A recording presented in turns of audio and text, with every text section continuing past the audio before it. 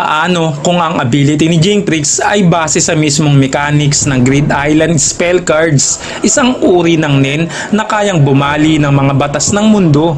Si Jinx, ama ni Gon at isa sa pinakamisteryosong karakter sa buong Hunter x Hunter universe. Isa siya sa top 9 users sa buong mundo, pero hanggang ngayon wala pa ring malinaw na nagpapakita kung ano talaga ang kanyang main ability. At ayon sa ilang fans, baka konektado ito sa isa sa pinakamisteryosong lugar sa Hunter x Hunter, ang Grid Island. Sa loob ng Grid Island, maraming spell cards na may magical effects, teleportation, transformation. Pero ang pinaka-interesante, ang idea na ang mga ito ay base sa Nen programming, isang mataas na level ng Hatsu kung saan ginagamitan ng word-based command o parang spell incantation para gumana. At sino ang isa sa mga original creators ng game? Si Jinx mismo. Ayon sa theory, si Jinx ay gumagamit ng Nen style na kahawig ng spell-based magic. Maaaring ang kanyang ability ay nakabase sa verbal command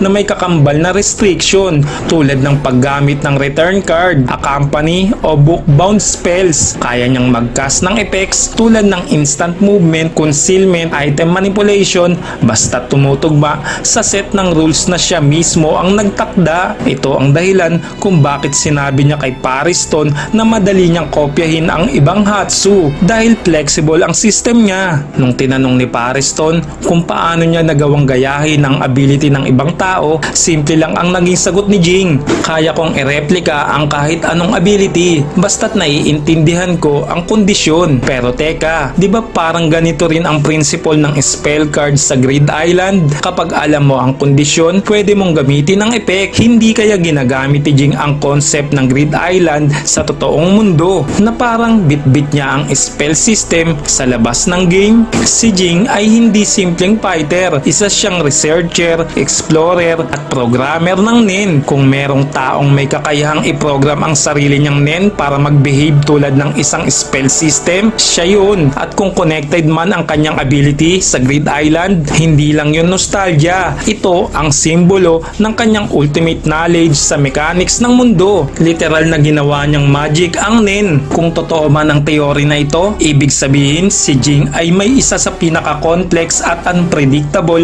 na Hatsu sa buong Hunter x Hunter. At kung mapupunta man siya sa harap ng isang kalaban, ang tanong lang ay anong spell ang gagamitin niya sa'yo. Kung gusto mo pa ng ganitong content, mga matitinding theory, analysis at Hunter x Hunter breakdowns sa Tagalog, subscribe ka na at samahan mo kung tuklasin ang mga sekreto sa likod ng Nen, Hunters at Dark Continent.